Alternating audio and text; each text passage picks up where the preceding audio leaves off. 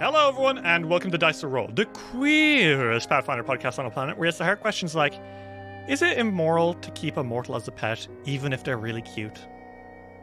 That's going to the kink territory. No.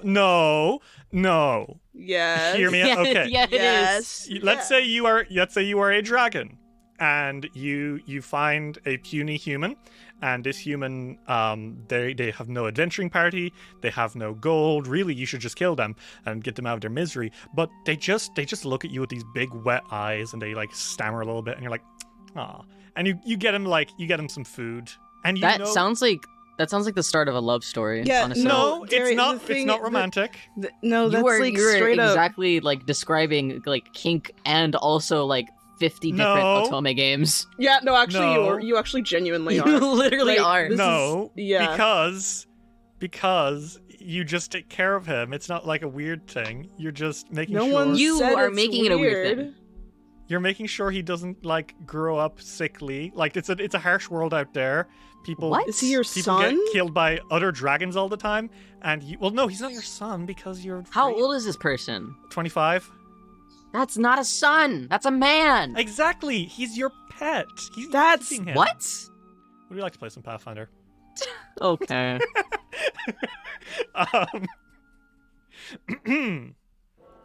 There is a hill. It was raining earlier. The smell of petrichor is still fresh in the air, and the ground under that strange, muddy grass squelches under your feet. One moment, that hill was empty. The next, 3 figures stand upright on this hill. It's like they just fade into existence. Their eyes are closed, and then they snap open. Bleydre and Harrow-Reaver, you two are not alone today. Accompanying you is a third figure, a very excited one who is adjusting his glasses and looking around saying, "So, where do we think we are today?" And Torelli Bleydre, Detective Bleydre's husband, is looking around, his eyes wide, his neatly combed blonde hair looking very prim and proper. He's wearing a beautiful little waistcoat, and he does have some weapons with him. He's not completely helpless, but he definitely is, judging by the book in his hand, which seems to be a geography book, which he is eagerly flicking through, he is excited to be going on an adventure for once. Perhaps he left the kids with the grandparents. And Torelli Bleydre is looking around very eagerly and saying, "Okay, so where in the world are we? I'm really looking forward to some inspiration, because, And as he's saying this, a drop of rain lands flat in the middle of his book. Oh. And he looks up at the sky and at the town in front of him. Because before you all is a little sleepy town nestled in the banks of the horror-stricken land of Ustalav. You are in the town of Ravengro. A town which is very sentimental to both of you, out of character, because this is where we started our adventure in Carrion Crown and in Pathfinder in general several years ago. This is the town we first started playing in. Yep. Oh my god, I'm gonna cry looking at this again. It's so unpixelated now. Isn't it? It's crazy. Yeah. The map is actually good quality. Shit. Oh my god. As soon as they realize where they are, Harrow's tail starts like wagging, honestly. And his ears perk up. He looks excited. I think we're in Ustalav? Oh, right. I was wondering where that accent was from. This is Ravengro. You know it? Oh, I am from Ustalav. Oh. Oh, right. I was wondering where that accent was from. Well, that would explain actually a lot about your general aesthetic. Harrow tilts his head. Well, you know, you dress very spooky. You think that I am spooky? He looks like he's worried he's offended you now. I am not sad. I simply am unaware of how I come across to others, I suppose. Apologies if I have ever frightened you. He just kind of chuckles nervously and says, honestly, a lot of the people that Detective T. Bleydre hangs out with are scary folk. Wow. Ravengro is special. Ustalav is mostly run by a terrible, cruel, and bloated monarchy, but part of Ustalav has declared a sort of pseudo-independence, the Palatinates, where a democracy holds a quiet calm over the lands. And yes, this place which aeons ago was invaded by the cruel, whispering tyrant, the worst lich to ever walk the world. And yes, even now, the dead don't rest right. And yes, Ravengro itself is famous for the Harrowstone prison, a complex which housed some of the most gruesome killers in all of Golarion. And after it burned down in a fire, they're ghosts. But Ravengro is perhaps one of the most peaceful parts of Ustalav, all this considered. It is widely known as the breadbasket of Ustalav. It is here that most of the food is produced. Farms upon farms cover this small town as a quiet and almost sad river makes its way through. Crows fly in the sky. And like I said, rain is gently falling and the sun is gently setting. It's at this point, as the three of you stand here, that Torelli suddenly furrows his brow and quietly nudges you, Bleydre. Hmm?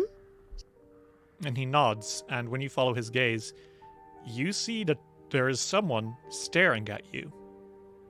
A figure who may evidently have seen you fade into reality here through the files that you possess. Hmm. At first glance, it seems to be a human, with tan skin, midnight blue hair, and silver streaks through her fringe. She wears beautiful clothes with big, long, hanging sleeves. She's got very long, curly, wavy black hair. But, Bleydre, with your keen eye, you can tell that this woman has mismatched eyes. One of her pupils is silver. And you can recognize very quickly that she is a changeling. And Luna, would you like to introduce your character? Welcome back. Hi. When did you get here? I've been here the whole time. Oh. Welcome. I missed you. We missed you a lot, Luna. It's very Miss good to y'all have you back. too. We are doing one grand finale for this mini run of the Dark Archive, and we couldn't do it. We couldn't go back to Ravengro without you. So, welcome home, Luna, and tell us, who is it that stands at the foot of the hill, looking up at the three heroes who have just faded into reality? Well, to all of you who know about Ariado, you know about her sisters. Meet the original. This is Hyla. The original, because Ariado was this is not a sister of Ariado. Ariado is a sister of Hyla. You made Hyla before Ariado, right? Yes, I did. So tell us a little bit about Hyla. What's going on here? So, she actually lives in Ravengro. She was dropped off at her father's doorstep, and he has taken care of her since.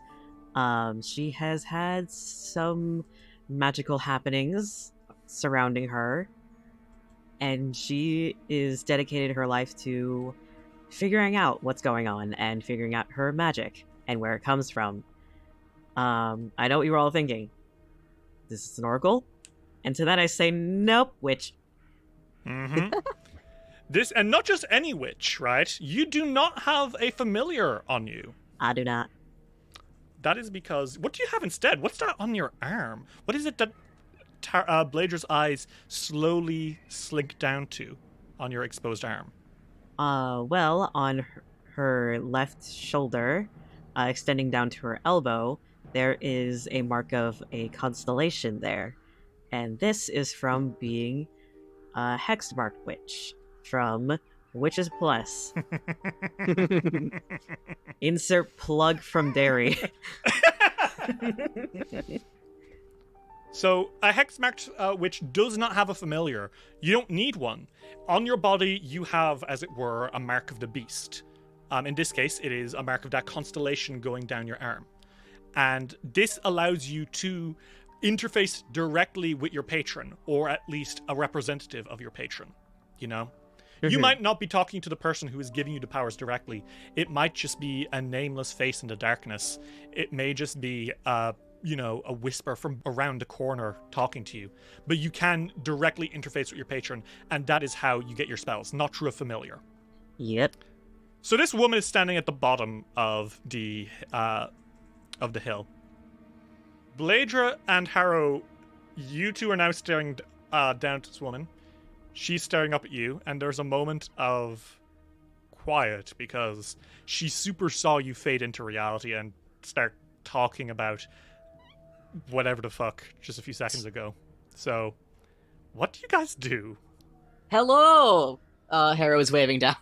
Well, there goes subtlety. Okay, well... She tilts her head and, waves a little bit. Her eyes are, mystified. Did you see that? She nods. Why don't we get closer so you don't need to shout? Am I not loud enough? No. You're definitely loud enough. I mean, why don't we get closer so that I don't have to shout? Oh, yes. I forget. Detective is very soft-spoken. A little bit. We will come towards you! So you guys make your way down to the bottom of the hill. Hyla, here are the tree figures. A blue tiefling with very tired eyes. A very tall and fuzzy catfolk man wearing lots of drapes. And a well-groomed blonde guy wearing, the kind of clothes you'd expect a writer to have. It's a bit fruity. A little bit. The three of them kind of come to a stop before you, and the novelist kind of offers you a hand and says, hello, Torelli Bleydre, it's nice to meet you. She doesn't take his hand, but she leans in close and inspects him. Okay, he freezes up a little bit. And then she does that to the other two. Oh, hi. As she circles around them and pauses back in front of them. Puts a finger to her chin and says, obviously you're not from here. You appeared right in front of my eyes. How did you do that? Well, I am actually from a city over. Are you? I am. Oh, well, welcome back to Ustalav. You must have been somewhere far. Maybe? Well, yes, I have been missing this place very much. Mr. Detective Bleydre, would you like to explain? Sure. We're studying a book that seems to have a lot of unexplained mysteries. Not just occult ghosts, but weirder things. And somehow, whenever we open a page and read it, we teleport to where the mystery is. Oh, so Ravengro is home to another mystery. That's great. I'd imagine there are many. You find so many in Ustalav. It's a nice place, isn't it? Yeah, that's actually what the file said. And Torelli kind of pulls out the file that evidently brought you all here. Says, should I read it? Maybe this, sorry, what's your name, miss? Hyla. Okay, maybe this Miss Hyla knows about, the mystery. That would be very helpful. Oh, perhaps. Okay, Dark Archive, Case Tree, Lady of the Harvest. Ustalav has been the source of a disproportionate number of our open cases, large enough for strange phenomena to be noticed, small enough for them to remain unsolved at the fringes. Large enough for strange phenomena to be noticed, small enough for them to remain unsolved at the fringes. Lora's Manor in Ravengro is a nexus for such events. Accidents befalling the workers who built it, objects moving, possibly some kind of haunting or curse. Whatever the case, the mansion's relative obscurity is likely the only thing keeping the events contained. KHW. And he kind of lowers the file a little bit and says, would you know anything about that, Miss Hyla? Oh, well, then, well, the town council wants to turn Laura's Manor, I'm not sure if you've heard of it, into a museum. It's on a cliff on the outskirts of the town. It was built a while ago by a man by the name of Count Igan Lores. And he built the Harrowstone prison. The building and his house were signs of his power and his status, and made the poor farm people, being the entire village, made them feel poorer while boosting up his power. The manor is also housed to a feature called the House of Mirrors. It's a huge hall of Mirrors? yeah, pretty much. He bought a lot of art to display in his home, and one of them was the Lady of the Harvest. Uh-huh. And that has a reputation for being cursed. How so? Well, the people who worked in the manor after the painting was purchased suffered from a lot of accidents and workers going missing. Oh my. The crew also swore that the painting had a habit of appearing in random rooms throughout the house. Regardless Whoa. of where it was hanging, when the workers left the previous night, it just appeared somewhere else. Interesting. And when Laura's died, the manor was empty for a long time because of their reputation. Mm. And now, back in the present, the Lady of the Harvest is turning 500 years old, Oh, and wow. the council, again, wants to turn Laura's Manor into a museum, Okay. with the Lady of the Harvest as its centerpiece. Yeah. Is that a good idea? Well, No. no. I live here. I've lived here my entire life. But I recently came back a little while ago because I got a notice that they wanted my input as an adventurer about this entire thing. And my input is, I don't think that this is something to be messed with. That's pretty understandable. Yes, I think you have a good opinion about this. Everyone's looking So- forward to this museum, but at the same time, it's people's safety. No, I completely understand. This spells disaster unless there's something we can do about it and have both sides, maybe. Do Well, I you mean- think that there is something that we can do about it? It's a stretch. We have appeared under mysterious circumstances, but we are in fact here to help. This is literally what's on So- this file. He kind of shakes the file about Laura's Manor again. Perhaps there is something we can do after all. Mm-hmm. Well, great. And then once that's all done, I can give this seal of approval, and it can actually be a museum where people won't get harmed. Wonderful. That would be ideal. Would you be okay with us tagging along? Oh, of course, the more the merrier. Okay, cool. I like you. And he gives you Bleydre a look that says, I am a little afraid of her. She just smiles. She's beaming. But she's like, I forgot to introduce myself. I'm Bleydre. And he like holds out a hand. He's got dainty little hands. She takes his hand. It's surprisingly hardy for a girl of her stature, and she shakes it vigorously. He rattles. And says, "It's nice to meet you. It's nice to meet all of you." It is nice to meet you too. Turley and I are from Absalom. Harrow is also in Absalom right now, or we were in Absalom. But that's where I'm I am from. visiting. Mm-hmm. Ah, big city, big city. How is it over there, by the way? I haven't been to that place yet. Very crowded. Yeah, I it's can pretty imagine. crowded. It's a big city. Hmm. It's a good place.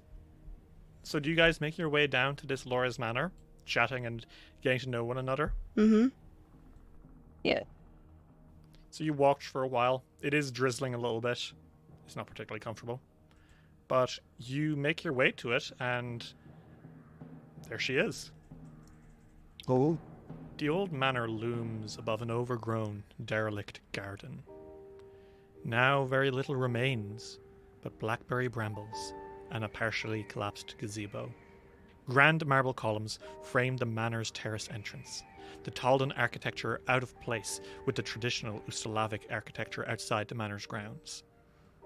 Tall windows framed by smaller, decorative columns outline most of the house. Jutting out from the second floor at the house's front, however, appears to be the wall-to-wall windows of a solarium facing the west.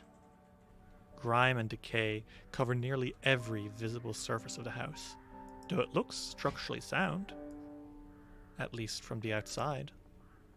I don't like to hear that about a building we're about to enter. What would we do? Do we just go to the front door? Yes, show us in. Okay. Blade just got his little notebook out. Do you knock on the door, Hyla?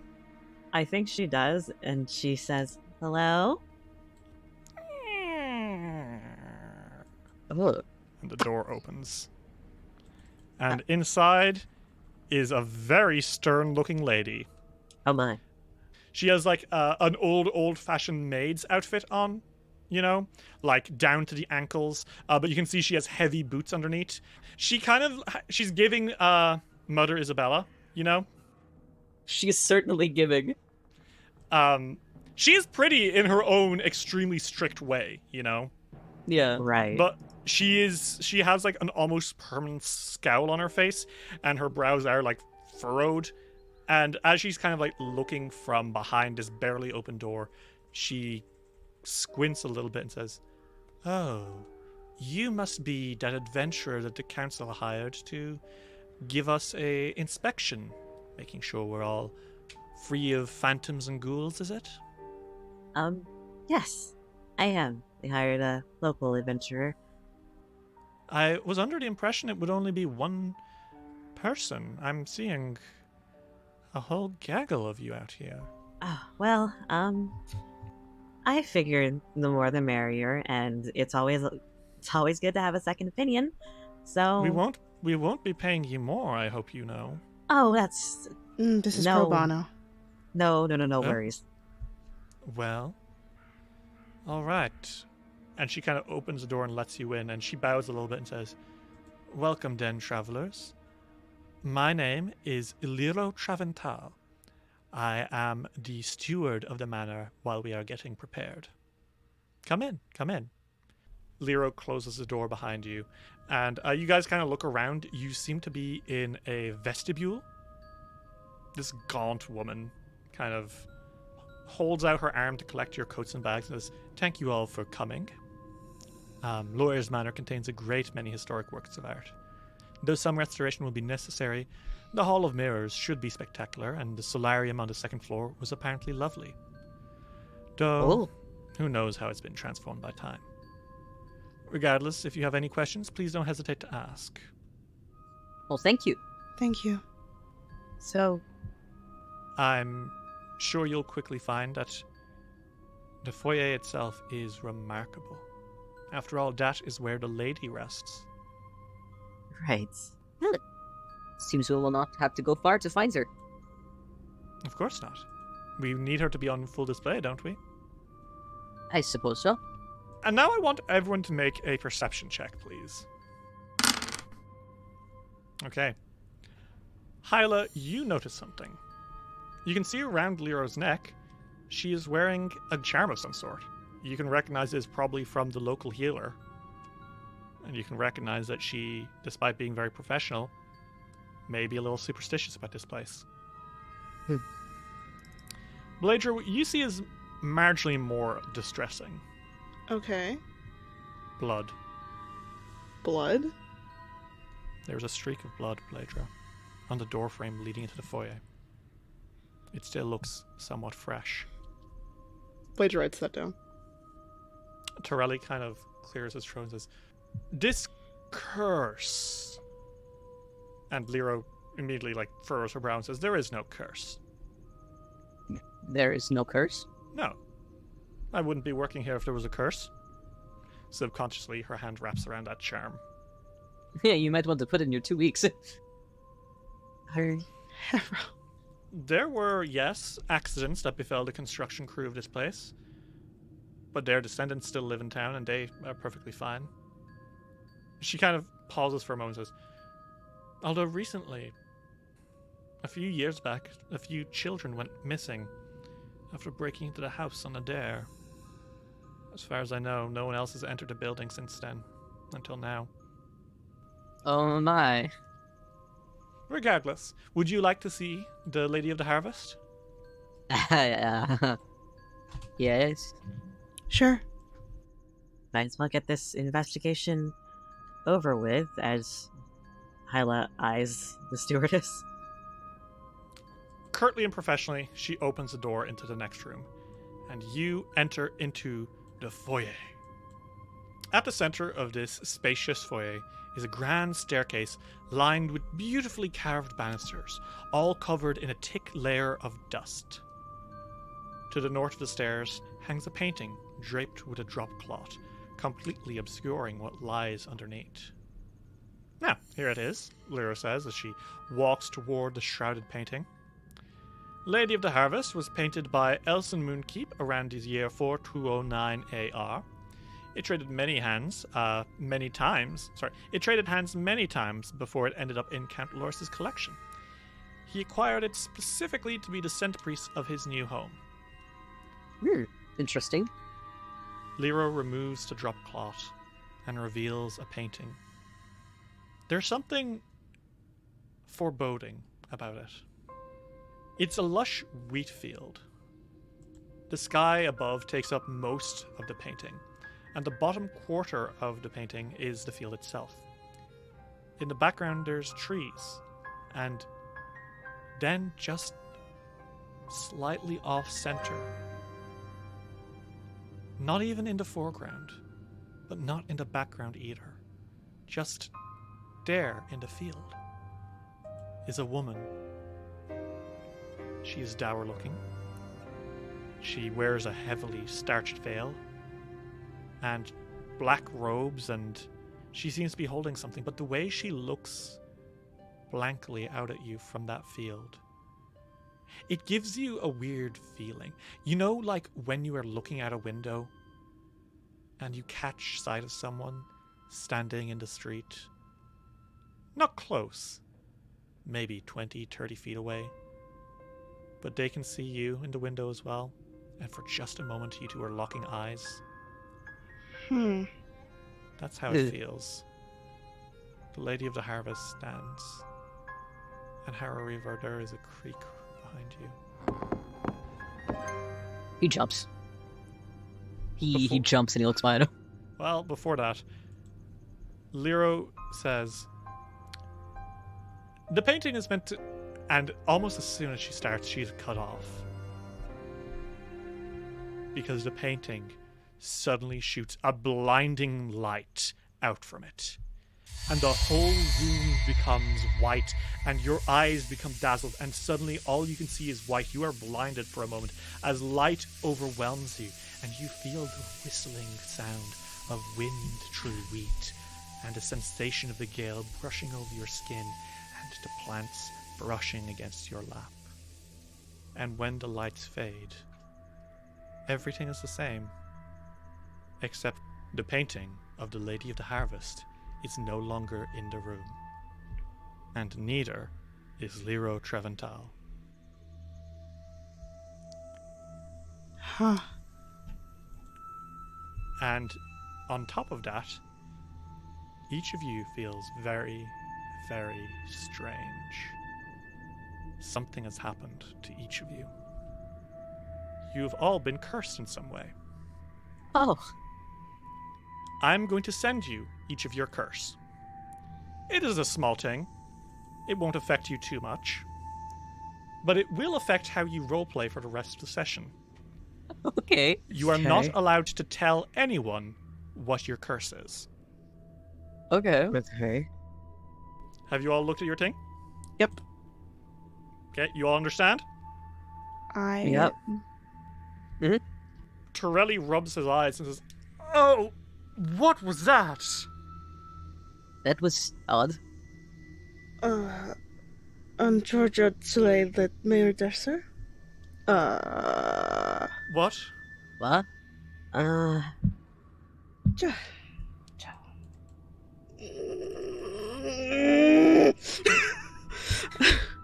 Are you speaking a different language? He nods. Oh Huh. boy. Does that also affect your writing? He tries writing. Bleydre, what language do you write in? He probably writes in, probably Infernal.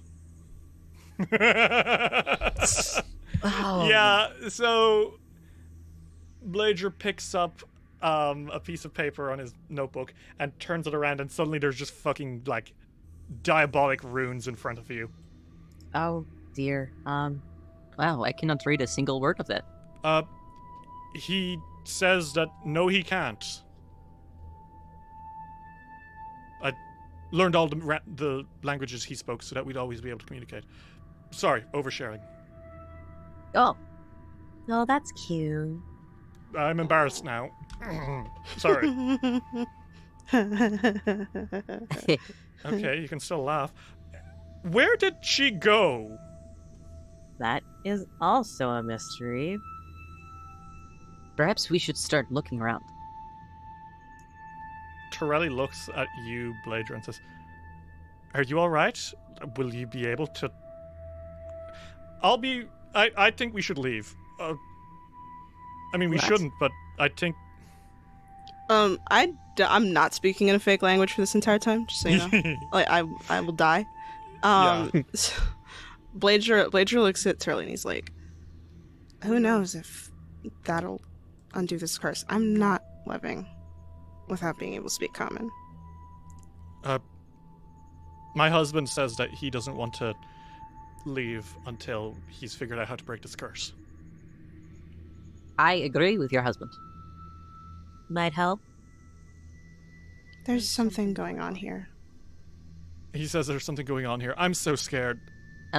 Perhaps instead of keeping talking about things being weird, we should investigate this area. We will get nowhere just standing here, right? Bleydre's like, Tell them that I'm starting to investigate. and he turns around and he starts investigating. He's investigating, he says, though you could probably tell yourself. Wonderful. He looks to both of you and he looks at you, Han, and says, "Are you good to go?" Not really, but let's go anyway. Oh, I mean, we can rest if you need it. I will take any excuse not to be doing this. Oh, I will be needing it, but let's go anyway. Come along then. Okay. Where should we go? Harrow is drawn towards this direction. Oh, okay, Mr. Reaver. I guess we're going this way. Is that good by everyone? Yeah. Everyone's approval matters immensely to me. Wow. Okay. Perhaps you should stop talking. Maybe I should at this point. Bleydre puts a hand on his shoulder and he's like, Are you okay? I am insanely scared, actually. Do you need a hug? I'd actually kind of like one, yes, but I'm too embarrassed to say it. okay, get over here. Gay boy. He hugs you, and he is very embarrassed. And says, "I don't know why I keep saying these things." Do you think it has to do with your curse? I Are don't you even just know, man. Are you just compelled to say the truth right now? I don't know, but that does sound like it makes sense. Well, that's my running theory for now. Which way? Do we want to go to this room now? The longer we stay in here, the worse it feels. Harrow opens this door. Okay, the door opens with a swing, and you see that you appear to be in a library. The heavy smell of dust and moldering books fills the air in this stuffy library. The wall-to-wall bookshelves mean this room has no windows, and perpetual darkness and lack of circulation have taken their toll on its furnishings and air quality. To the northwest, a small reading nook, perhaps once cozy, sits neglected. In the corners of the room stand 3-foot-tall marble pedestals, each topped with a marble statue, though one has been knocked over and lies broken on the ground. This place is so stuffy, Turley mumbles. Is it stuffy? Yeah, really. Huh. I can barely breathe in here. It feels like something that's dark could just swallow you up. Harrow kind of taps his nose a little bit. Let us see what is inside this library. Is there anything that I can roll to look around, or is that literally perception? Are you pursuing a lead in this place to investigate it? Yeah. Okay. Well, you pursue a lead. Would you like to roll perception? Yes. Okay. Bleydre. You notice it first. Mm-hmm. It's very dark in here. You have to pull out a torch to be able to see. But in the flickering lights, you see that Hyla's shadow is too tall for her. And it's moving on her own. Something's behind her. Bleydre says, Hyla? and he points down, at her shadow. It's not down anymore. Hyla, you turn around, and it's there. There's a horrible shadow behind you, and it's reaching forward to put its hands around your neck. Roll initiative. Ring! Oh my god. Bleydre, it is your turn. Hyla's shadow has come to life and is now sneaking out, it is reaching out and getting ready to strangle her. Torelli lets out a yelp of fear. Harrow turns around slowly to look at it, and there's you. What the hell do you do? Bleydre is going to pull out his bow, devise a stratagem, and see if it's a good idea to shoot. Okay. Bleydre, you are not entirely sure what this thing is. You're a little stressed about the fact that you can't speak common right now. You think that this thing is probably, from your reckoning, it is either some kind of wraith, which is a undead creature which can turn things that it kills into more wraiths, or it is a shadow, which is an undead creature which can steal people's shadows and make them into mindless puppets. Terrifying. Neither of those is great. What now? Do you want to roll me an attack roll and see if you can hit it? Yep. 32. 32, you reckon that would be a good solid hit. Then he's gonna do it. 17 damage. Okay, yep, he takes that damage. Thankfully, your weapon is Ghost Touch, so you do hit into it, even though it is incorporeal. Also, it's off guard, to, I think Hyla, because Hyla's directly next to it. Oh, very nice. Off guard is the new name for flat-footed. We're starting to slowly incorporate stuff from the Pathfinder Remaster. Ring! This creature appears to be off guard against your attacks, Hyla. It seems that kind, generous Bleydre angled his attack not around himself, but around you, giving you a nice opening. You still have 2 actions, Bleydre, because it's a free action to pursue a lead on this guy because you were investigating this library. I think he's genuinely just going to use the last action to try and figure out something about this guy. Mm-hmm. Okay, this is definitely a shadow. Not just a shadow, it is a greater shadow. This is a far more lethal version of the regular shadows. You need to be careful because if it manages to pull your shadow off of you, it can make it into a shadow itself. You need to kill it before it does that. Bleydre tells Torelli to tell the others. So I think the way this is going to work, Dave, is it will take an action to relay information like that. That's fine. Because of your current curse. Okay. Is that good by you? That's fine. Okay, so everyone, you see Bleydre shout some stuff in devil tongue, and Bleydre, Torelli kind of stares a little bit before saying, "Don't let it touch your shadows!" Ah. And is that your turn, Bleydre? Yes. Okay, next in order, Hyla. Oh my god! Okay. She's immediately gonna back off from the shadow. Good call. Take a step back. And then she is going to cast Divine Lance. Okay, so Divine Lance also has a fun update from the remaster.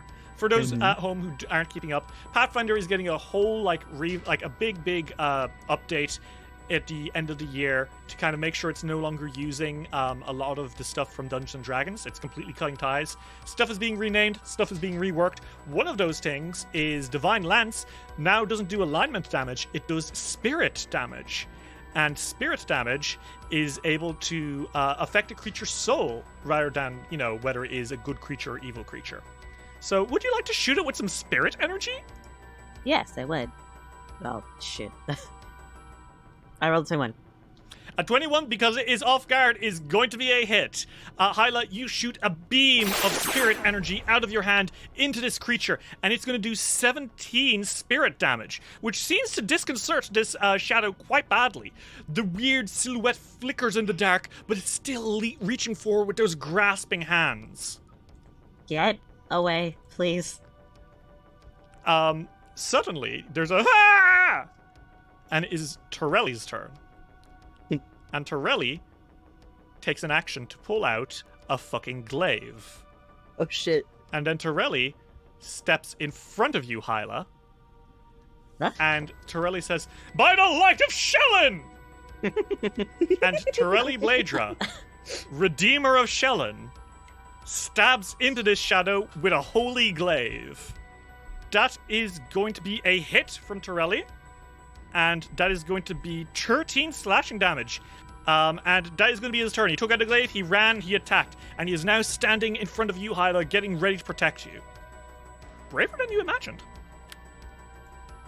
Harrow-Reaver, it is your turn. You are in the back of this room, and you are observing this terrible shadow monster. What the hell do you do? Yeah. I strike him with my whip. That's gonna be 31. That's a crit. Woo! 16 damage. Okay, 16 damage. Very nice.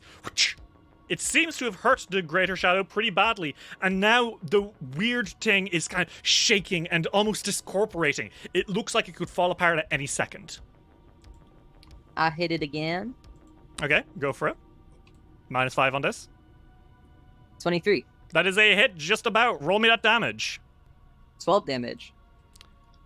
Harrow-Reaver, how do you do this? How do you take out the shadow before it has a chance to rip Hyla's own shadow out from beneath her and turn it into a monster? I think that Harrow just whips at its shadow wrist and just tears it clean off. Ugh. The shadow lets out a wail before it discorporates into nothing. And suddenly the room does not feel quite as oppressive as it did before. And you're all in one piece. No one was hurt. You were able to destroy it before it was able to do anything. Torelli turns to you, Hyla, and is like, "Are you alright?" No. Did it didn't get you, did it? I don't think so. What do you mean She you don't looks think so? back. It came nowhere near... Okay. Mentally, are you okay? That's what I was asking. Yes. Okay, good. That's all I need to know. Rest of you okay? All good? Perfect. Thumbs up. Okay. Tarask, maybe you should talk in Oh, I shouldn't have said that. Yep. Tarask? He turns directly around so that he's not looking at anybody. I'm sorry. Scooches back a little bit. You can tell them that it's my legal name. When my husband was younger, Oh my god. he was very gaunt, and he needed a new name, and we were 15, and he got legally changed to Tarask, the Armageddon engine spawn of Rovagug. Why did you didn't need to tell them that last part. I'm sorry. I think is very beautiful name. It's just Tarask Bleydre right now. Okay, Trask. Don't call me Tarask. Okay, Bleydre. Or, I can see why you would pick that at 15. The patch is back.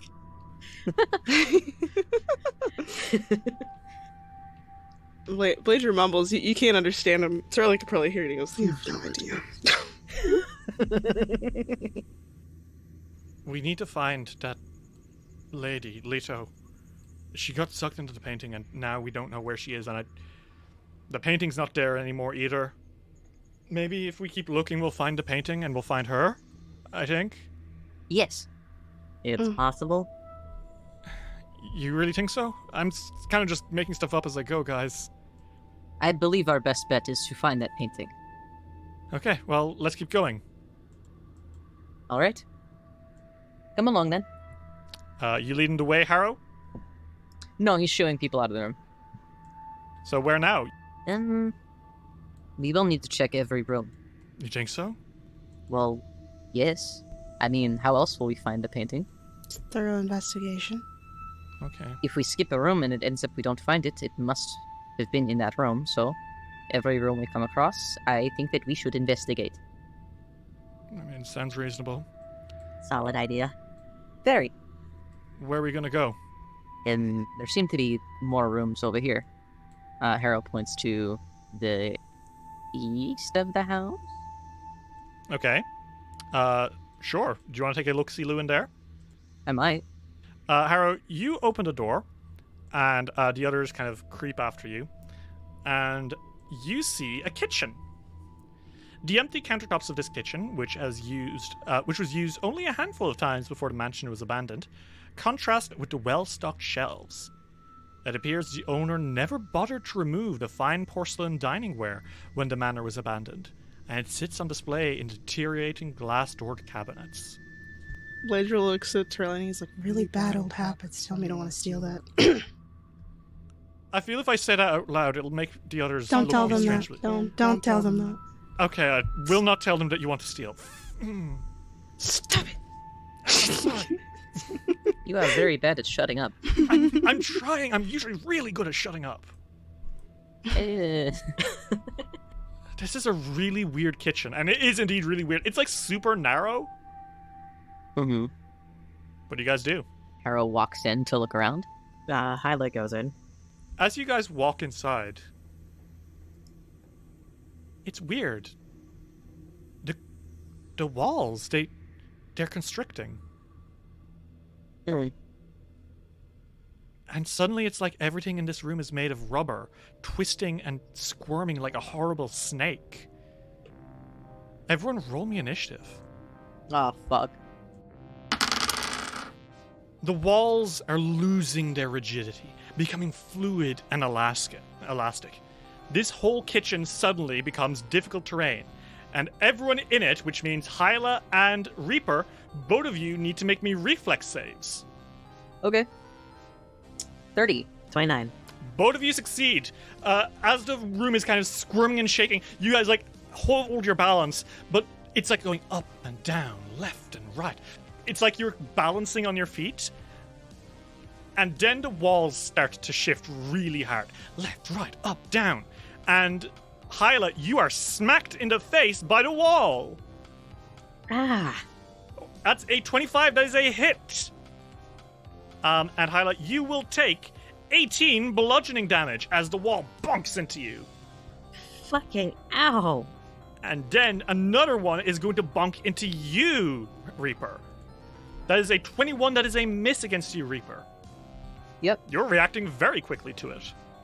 With its last action, it slams the door out of the kitchen shut and locks it. Hyla and Reaper, you two are trapped in here. Unless you get out on the other side. It is Torelli's turn. And Torelli goes, ah! And he's going to run up to the door from the other side and start trying to, shake it open. Like, come on, what's going on? But it won't open. It is stuck. And he wastes his entire turn doing that. Bleydre, it's your turn. What the hell do you do now? Can I try and roll something to see if there's a way to open the door? Maybe a perception check? Sure. Yeah, unfortunately, you just rolled a nat 1.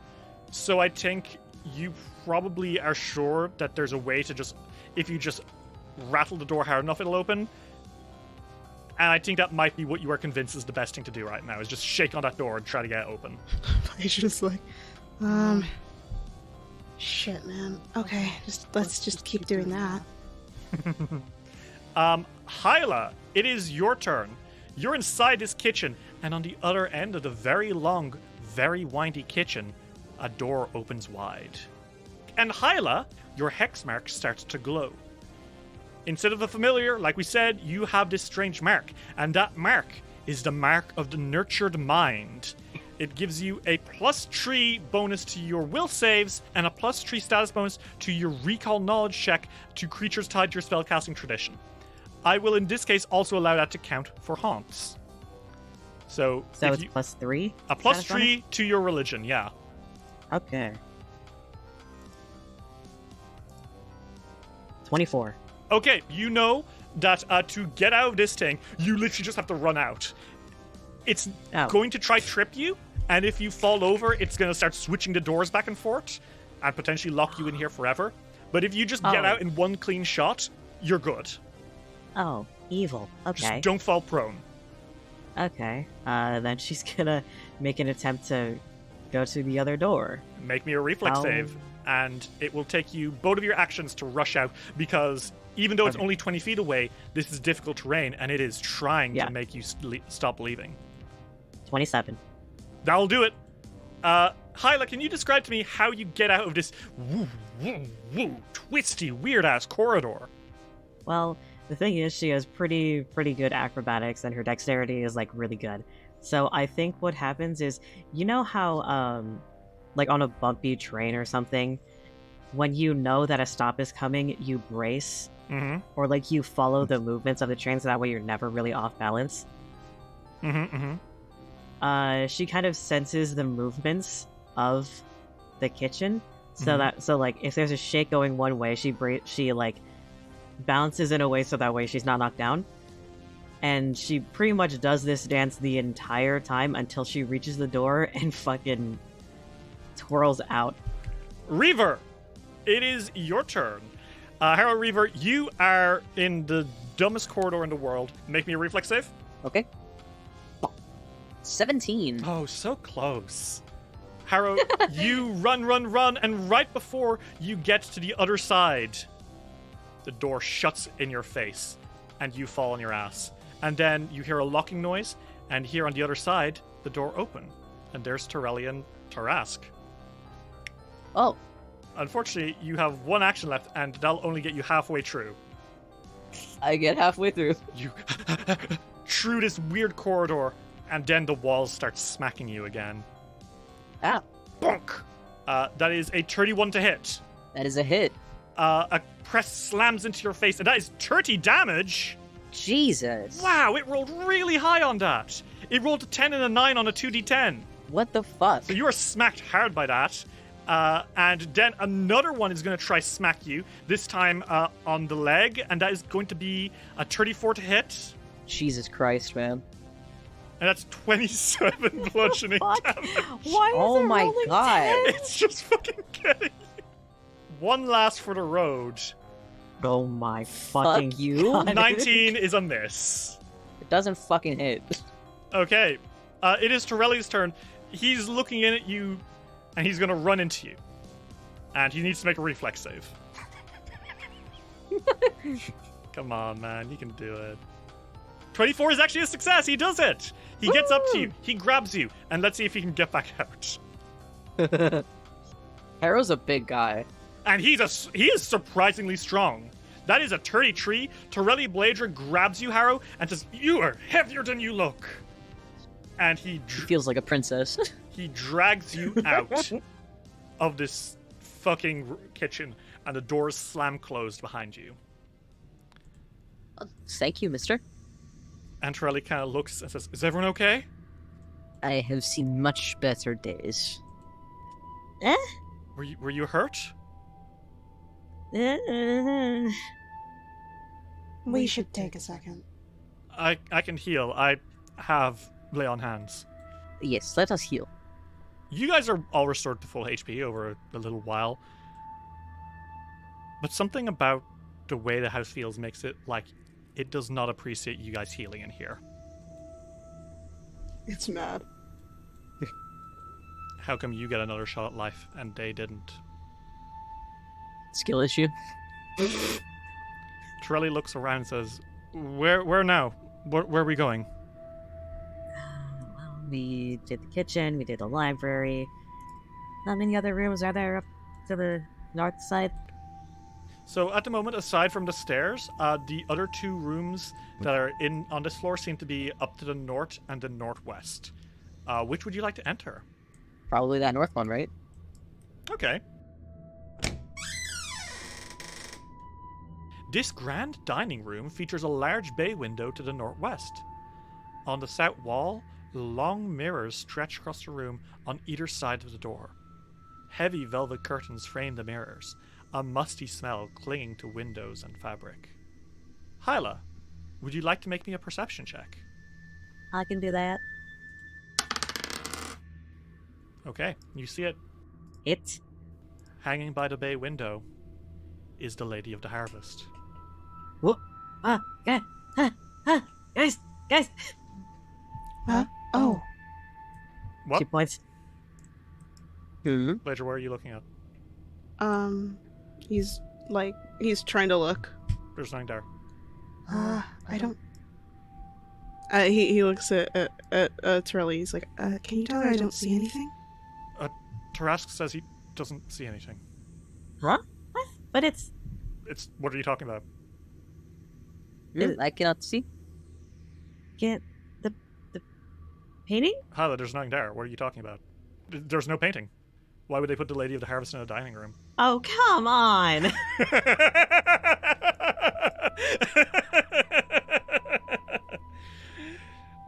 Nothing there. Strange. Just look at this stupid dining hall and then go through the other ones. Torelli looks at you. Are you alright? She makes a so-so gesture. Okay, I can't tell if you're good or bad. Is anyone ever? I am when I'm with my husband. Are you gay? Okay. Are you That gay? is so... I'm sorry. He covers his face. he pats him on the shoulder and he's like, It's okay. I genuinely think that you have to say everything that you're feeling. Where are we going now? why don't we look through this other door? And he points to that door. Do you open that door? You can check in. Yeah, I think he sort of is from like the side and he opens the door. So you open into a bathroom, and you immediately feel just a little sick. This place is ransacked. It's clearly been visited by some kind of creature. Scratches and spatters of blood mark one of the walls a few feet off the ground and concentrated in one area. Some of the scratches are deep enough to break through the plaster in the wall, exposing the inner frame. Several small objects have been knocked around the bathroom, and there's so much blood. And Bleydre, you've seen things like this many times. This is the sign that someone has come in here, searched for something on the wall, and when they came up empty, they left a mess in their wake.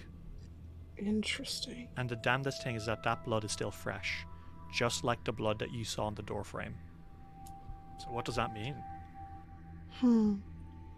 Hyla and Reaver, how are you two doing? I don't think Harrow's too bothered by it. He's just trucking. Yeah, I mean, whatever, I guess. Hyla is also just kind of... She's not saying anything, but she is blinking very rapidly at the scene. What is this? Torelli kind of blinks. Bleydre raises a hand. This isn't the first blood I've seen. It's not the first blood you've seen? No, I wasn't sure if I should mention it in front of the steward, but there is blood from the doorway towards and into the foyer. Why is there so much blood? Did we see anything, like, dead or smell anything, like, bloody or rotten when we came up here? I don't think so. No. There was nothing. There was no blood on the front door when we knocked. I don't think. And the stewardess looked fine. If only a little uneasy? So Bleydre enters the bathroom, and maybe he does lick the blood. What the fuck did the rest of you do with that? I think that does get a weird look out of Harrow. Glacier leans over to Torelli and asks, Does he do that often? Yeah, he's got a really, like, hyper acute sense of taste. He can, like, tell stuff from it. He took a general feat for it, man. Wow. An Ah, entire that's general feat. "Oh, I guess that's kind of serious, yeah." Bleydre, using your super taster feat, I do have it. I do. you can tell that this is not human blood. Nor is it animal blood. This is definitely the blood of some sort of creature. And if you make me a perception check, I might be able to narrow it down further. Okay. This is the blood of an aberration. He frowns. He's like chewing his thumbnail for a second, and he leaves the bathroom. And he turns to Torelli and he's like, "It's an aberration." It's an aberration. Isn't that interesting? Very. What would an aberration be doing in here? I mean, that's a good question. Harrow shrugs. Right now, I'm not sure. It could be that the painting itself is an aberration, that an aberration wants the painting.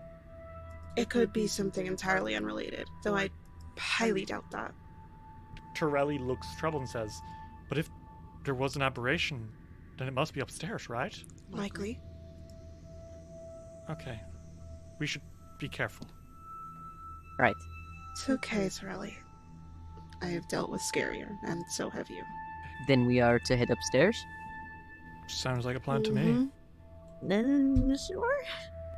And the four of you turn the corner and make your way upstairs to the second floor of Lorez Manor. Dice will roll or turn after these messages. Hey everyone, it's your favoritist, coolest, sexiest game master, Derry. Hi, and thank you all so much for listening to the third episode of Dark Archive. And for now, the last one. That's right, now that Luna is back, we will be done with Dark Archive for a little while. But not necessarily forever. If you guys are liking Dark Archive, please, please, please let us know. Shout your praise to the high heavens. Tell us how much you've enjoyed all of this. And we will generally consider coming back to it and doing the rest of the 6 or so case files that remain for our dear investigators, now including our favorite changeling witch, Hyla. We won't be uploading a new episode next week, but this will be the last pause before we get back to our regular scheduling, because we have a finale to get to. We will be recording the final fight of Fists of the Ruby Phoenix as Sanku, Masami, and Chuji brawl against their most dangerous foe yet. And soon after, we will have the epilogue, the episode 50 of the campaign, the grand finale. I hope you guys are looking forward to it as much as we have. We're very sorry it's taken over a month, nearly 2 months since our last episode, and you guys are the greatest for being so patient and for holding on all this time. I generally could not ask for better listeners than you guys. So give yourselves a gold star. I hope you all enjoy the rest of the episode. I hope you all enjoy what's to come in Ruby Phoenix and in the campaigns beyond it. And as always, everyone, keep it rolling. We now return to Dice Will Roll. Bleydre stops everybody from moving after taking a step. Mm-hmm. He's like, I see something. I don't... and he sort of... And he very awkwardly kind of grabs Hyla's shoulders, turns her around, and tilts her. Huh?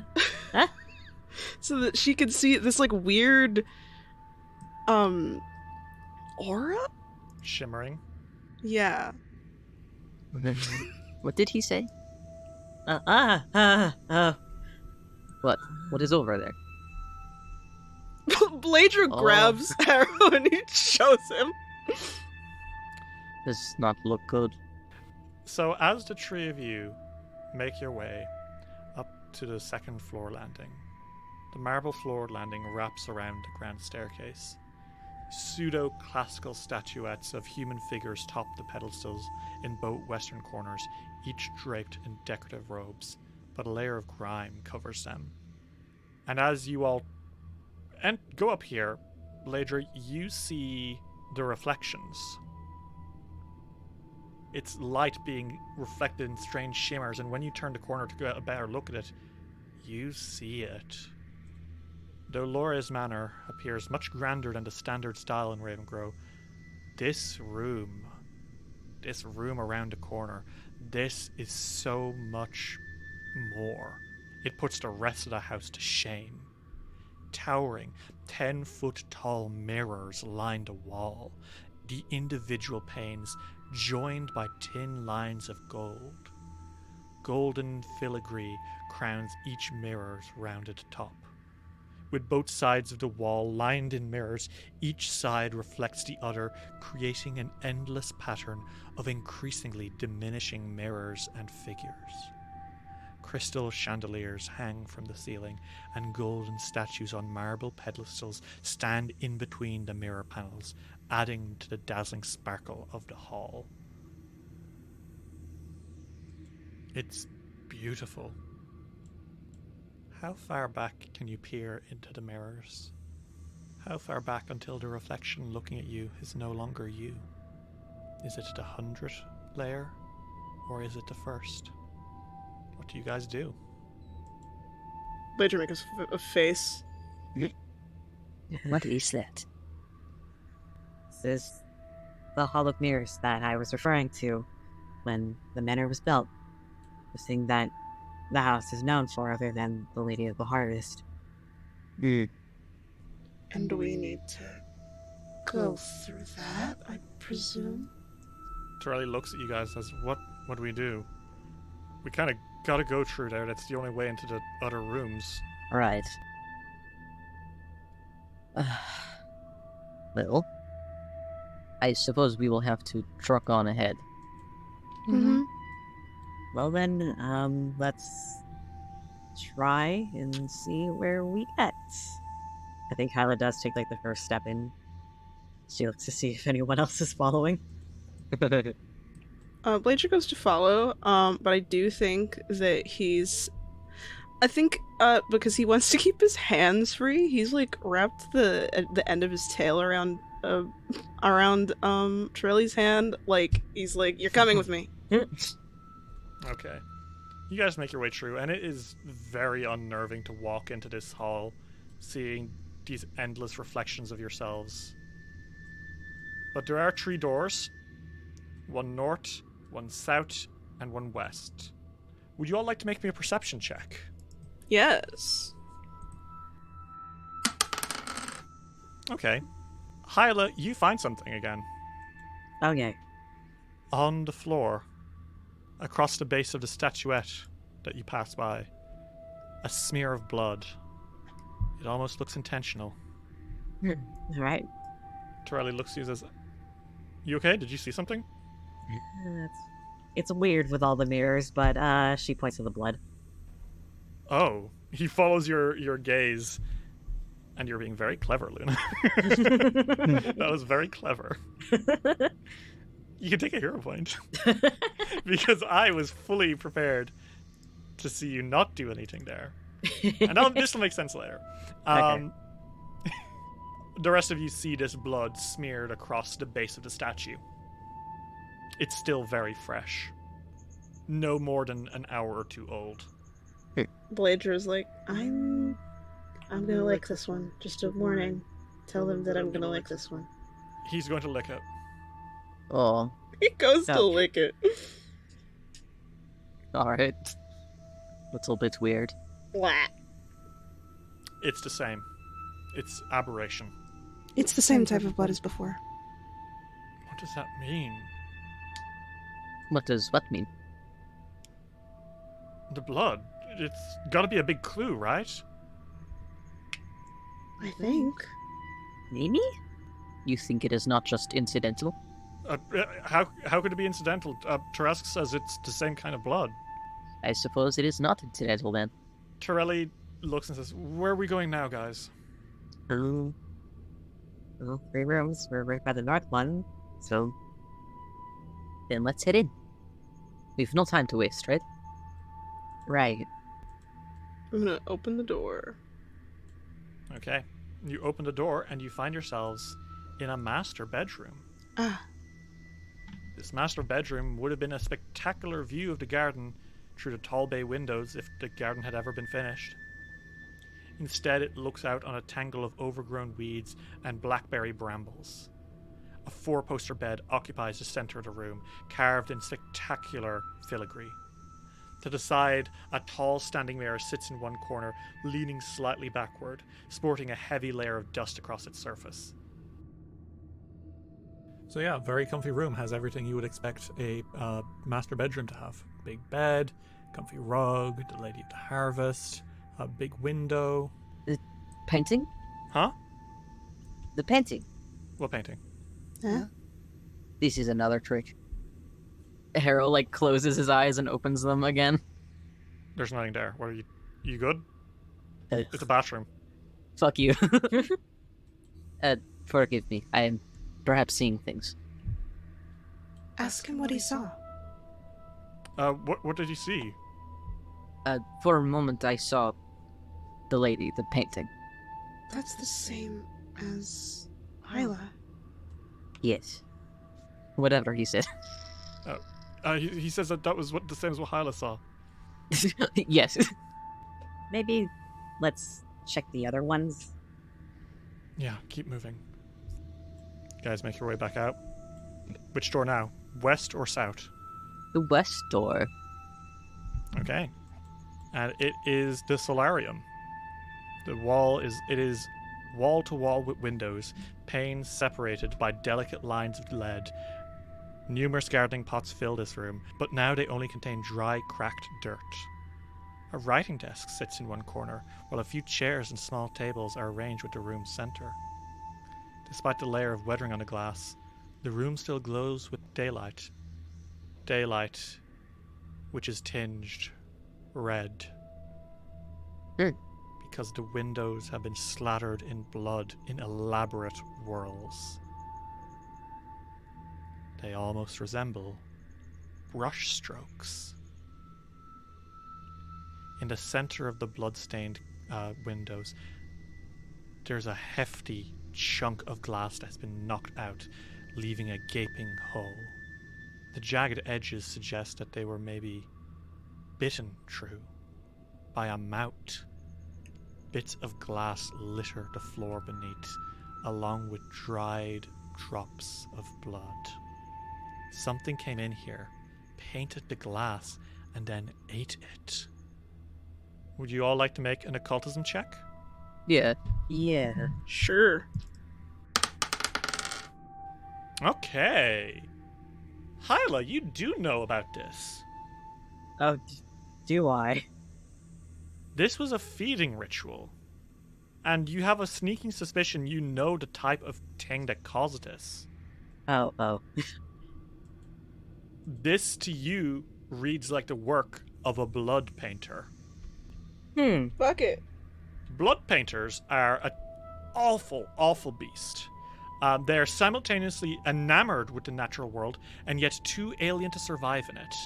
They're 8-limbed artists who stalk, kill, and dismember in search of pigment and sustenance alike. Blood painter physiology can't digest typical food, so the creatures feed by harvesting blood and using it to paint and animate something edible. It wasn't that it ate the glass, it ate something made from the glass. These things, they're horrible, they are freaky, and they are obsessed with art. And there is one in this building with you right now. Quite odd. There's only one room left, Turley says very nervously. We have an art nut that's among us. Great. Okay. Take a hero point, but you won't get to understand why yet. Okay. It's because you said Among Us. Among because us. It's because you said Among Us. It's the 69 rule, but worse. Well, last room, right? Next room. Okay, we can do this. Come on. You will be just fine. The last room, the only one that you have not explored in this entire mansion, is to the south of the Hall of Mirrors. This must be where the blood painter is.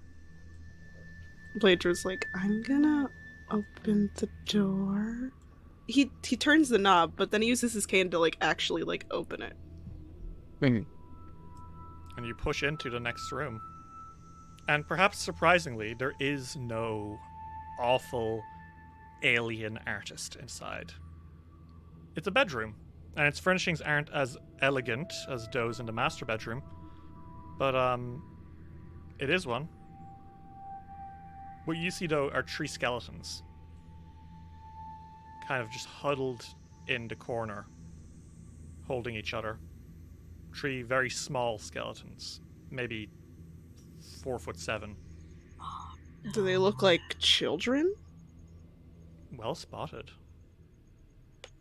Bleydre's like, Turley, I do not suggest looking in that room. I think Turley's about to respond when one of the kids stands up. Oh, god damn it. Oh, Or at least, what's left of him does. Made of ectoplasm with burning red eyes. A kid stands up, and then so too does another and another. And they just stare at you. They're not attacking, but they are staring. And I think you can tell, all 3 of you, that these are poltergeists. And if you are not, they are not immediately attacking, they're staring at you. If you do something they don't like, they will go into attack mode. Bleydre puts up a hand for them not to do anything rash. The behind them. Torelli, Yes? I can't talk to them because I can't. I can't. But they're poltergeists. And they're children. I can see that. What do we do? He looks at Hyla and Harrow. and If we move one way or another, they're gonna get us. And if we stay here, they're gonna get us. I suppose there's only one thing we possibly can do. Try our best to calm them, whatever that takes. I'm gonna give each of you one action to see if you could subdue them. If you don't all figure out a way to do something that will relax them, then they won't relax either. So, who wants to go first? Who wants to do something that will help? I think this will either be a diplomacy, some social role, or a religion check to pray. I have a plus 18 to diplomacy. Okay, well, go for it, Reaver. What do you say? Honestly, I think Harrow tries to recite some kind of kid's bedtime tune. Oh, okay. You tell him a little bedtime story. Got it. Yeah, something like that. It's like, hush, little baby, don't. Okay. Make me that diplomacy check. Okay.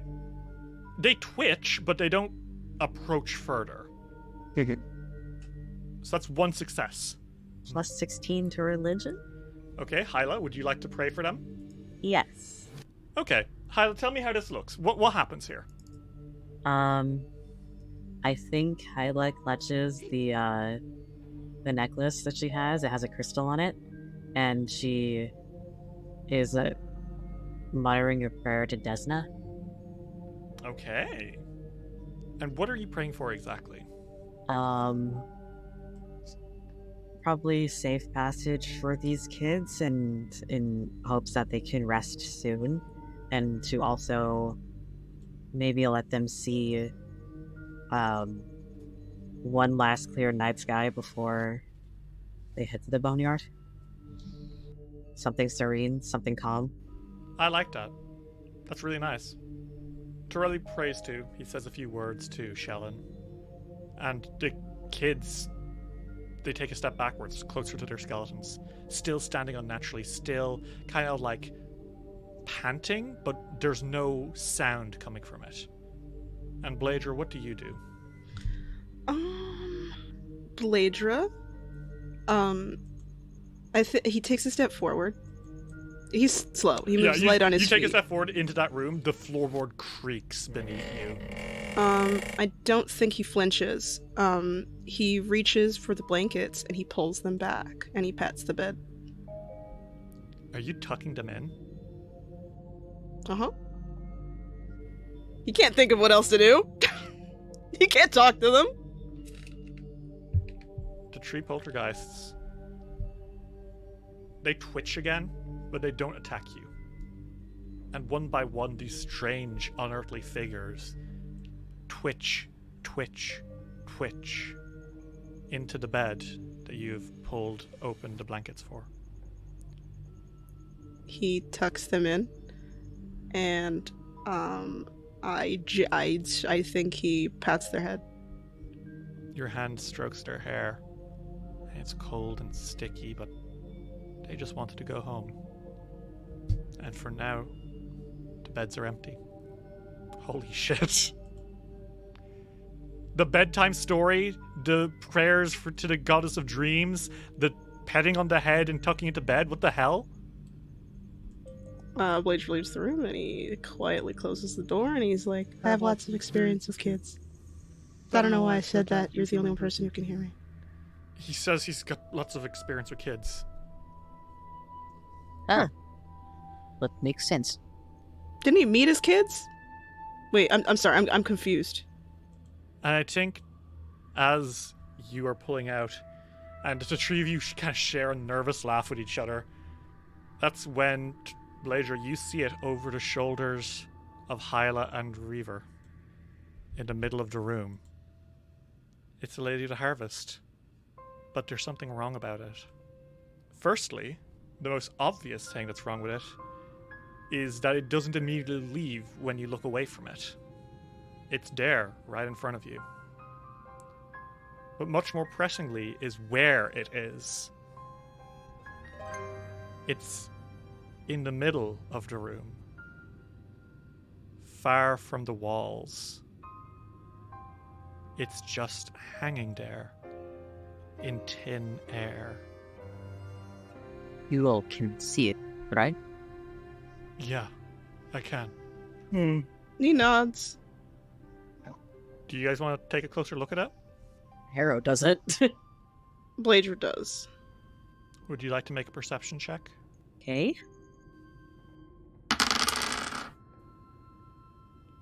Hyla, Bleydre, there's something else that's wrong with this painting. The Lady of the Harvest isn't alone. Hyla, what you see is deeper in the field. There's another woman. It's her. It's Liro Travental, the stern-faced maid. She's in the painting. I had a feeling. But that's not what you see, Tarask Bleydre. Far in the background of the painting, there's trees. a forest on the edge of the field. And there's a figure standing, watching Lero and the Lady of the Harvest. They're tall, dark, wearing heavy, heavy clothes with big golden eyes. Golden eyes that you recognize because you turn your head, Bleydre, and look directly at Harrow-Reaver.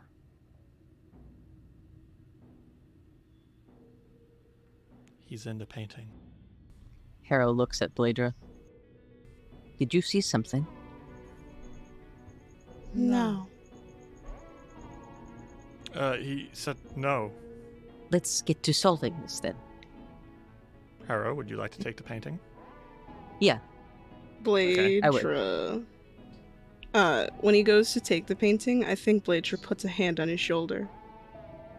Can I help you? That was hasty. Explain. Are you really Harrow? Torelli's eyes widen and he looks. And I think at this point, Hyla, you notice Harrow in the painting as well. That's a pointed question. Oh, interesting. Bleydre, will you tell me what a pointed question is? Because Bleydre is interrogator? Mm-hmm. And I can ask a question that is just that direct that they need to answer. Does that work if Harrow doesn't understand what Bleydre is saying? I think you do understand what he's saying is the problem, Harrow-Reaver. I think you've been able to understand him from the very start, haven't you? Yeah. Would you like to make a diplomacy check, Bleydre? Yeah, one sec. Hyla, you don't know what they're saying, but you have noticed the piercing eyes of Harrow-Reaver in the painting. And the eyes of the man standing right next to you. Hyla isn't looking at Reaver, the one that's next to her. I don't think she's saying anything right now, except watching and going to react when something does happen. So we're not going to use your will DC, Harrow, Oh, why not? because you're not Harrow, are you? It's a bit complicated. With a 32, you must directly answer the question. It doesn't have to be truthful, but Bleydre will have a +2 on his perception checks to see if you're lying. What do you say, Harrow-Reaver? You are asking if I am Harrow or not? Of course I am. Who else would I be? Would that just be a perception check? Yep. That's not your friend.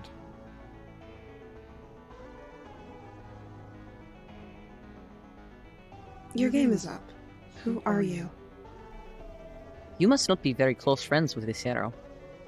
You'd think you'd have noticed earlier. I was a little more focused on trying to find the fucking painting. Bleydre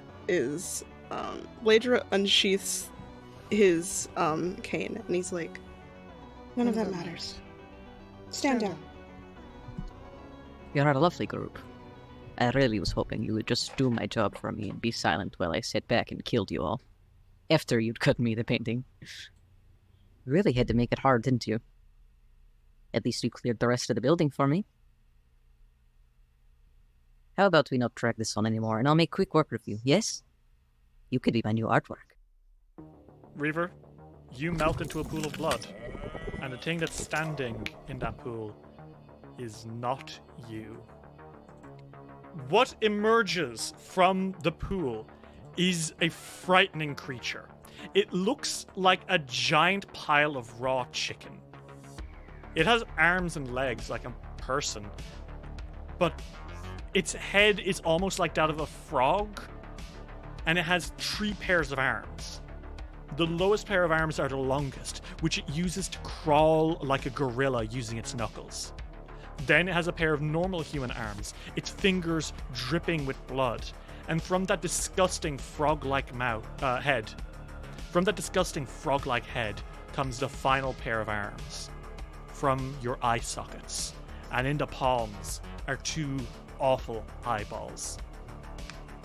The Blood Painter, the creature that's been stalking this house, trying to find a way to get the Lady of the Harvest, obsessed with its beauty, but unable to get her to reveal herself until all of the ghosts in this place were destroyed, now stands before you, Hyla, Bleydre, and Torelli. Here, and Ritz, you can control the Blood Painter. Yay! And I need each of you to roll me initiative. So, top of the order is gonna be the Blood Painter. It's you. The thing that's been pretending to be Harrow for the last hour or two. You are here to kill these people now that they've done your job and helped you finally locate the Lady of the Harvest.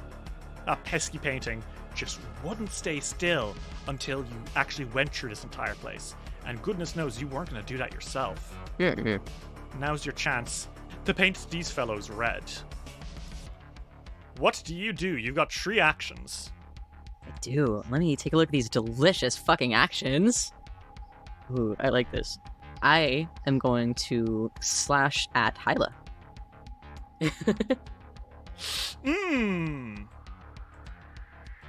That's a crit. That is a 38 to hit. That is a crit and a half, my friend. Ooh. Ooh. That's gonna be 58. Holy shit. Hyla, that is 58 damage, and you are bleeding badly. Blood Okay. is spilling out of you. He clawed at you, and from your shoulder to your chest, blood is squirting out of you horribly. It feels really bad. How are you doing? Great. Well, Blood Painter, you have 2 actions left now. What do you do? Now I can dab on these fucking haters. Mm-hmm. I'm going to use the dab. And I'm going to need a will save from you, Hyla. 30. That saves. So no effect. Okay. Hyla, for a moment, you can't help but look helplessly as this creature is just pulling on. I will actually say, real fast, Hyla does not take all of that damage. Mm-hmm. Because some of that attack is blocked. Blocked by Torelli Bleydre, who uses Glimpse of Redemption. Blood Painter. As Torelli is looking at you with these horrified eyes, and he sees you getting ready to hit Hyla, his gaze narrows. And for a moment, you feel unsure of yourself. You have 2 options. Give in to your guilt and don't hit Hyla, or hit Hyla, but feel that divine anger bearing down on you. Fuck the divine. I beat the Okay. shit out of Hyla. Okay, so Hyla, you will take Torelli's level +2 worth of resistance, so you have 10 more HP than that. Nice! Okay. And in the return, Blood Painter, you are enfeebled for a round. Oh no. You feel yourself hesitating ever so slightly. Doesn't make sense. Okay. Why would you? But then again, this is a Redeemer of Shellen, and you do admire her work. That is true. You have 1 action left now. What do you do, Blood Painter? Ooh.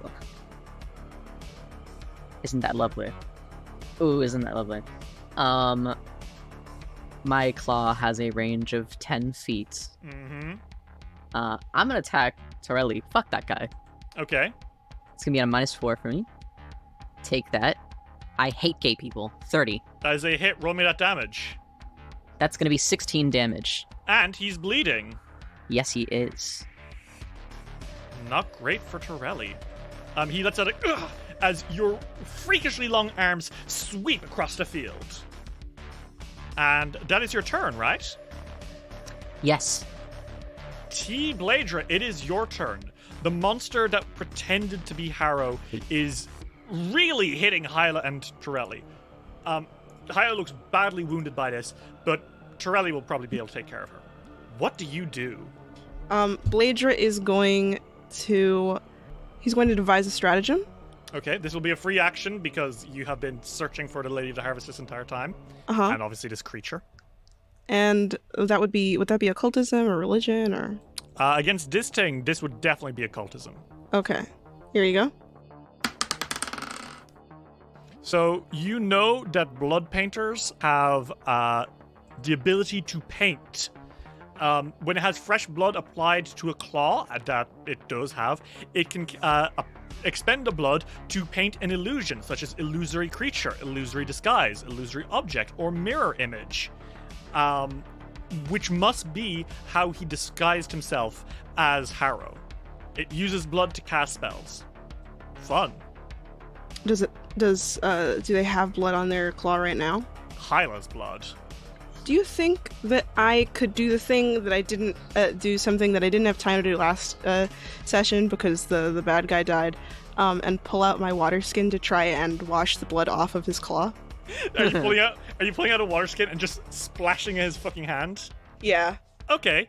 I'll need you to make me an attack roll, I think, to throw it. That's fine. But remember, you can do this with your devise a stratagem. Okay. So I'm gonna see if that'll do anything. Wait, do I have blood on my claws from just slashing? Yeah, that's how it works. If you dabbed. I'd failed at dabbing. Oh wait, I failed the will save at that. Yeah, she failed the will save, but you still have. You fail at dabbing every day, my brother. Kill yourself. Kill yourself now. Okay, I'm gonna see if this will do that, and if it doesn't, then I won't. A miss? It would be a miss unless you were flanking. So if you spent your turn running behind him, flanking with Hyla, pulling it out, and then splashing his hand while you do so, it would work. Then I'll do that. So in Bleydre's head, you see like a diagram of actions kind of forming. You are pulling him into his mind palace! Oh my god. He calculates the exact right angle he needs to be standing at the exact right time. He pulls out his water flask and he throws it as hard as he can at the blood painter's hand. And it works. And it splashes onto the blood, diluting it enough that it won't make for good paint anymore. Okay, Bleydre, that is your turn. Hyla, it is your turn. Oh god, it hurts. And you get a weird chill up your back. You don't know what that's about, but oh god, it hurts. I have an action that I can do from, I think, my feet. That's right. Chromotherapy. That's correct. Will you tell me what chromotherapy does? You firmly believe in the technique of strengthening one's life force, spiritual energies, and bodily fluids through the application of colored light. When using a torch, lantern, or other artificial light source to illuminate an area in dim light or darker, you can use a combination of alchemical reagents, medicinal components, and color lenses to turn that light into one of 7 colors, allowing you to help an ally recover from persistent damage.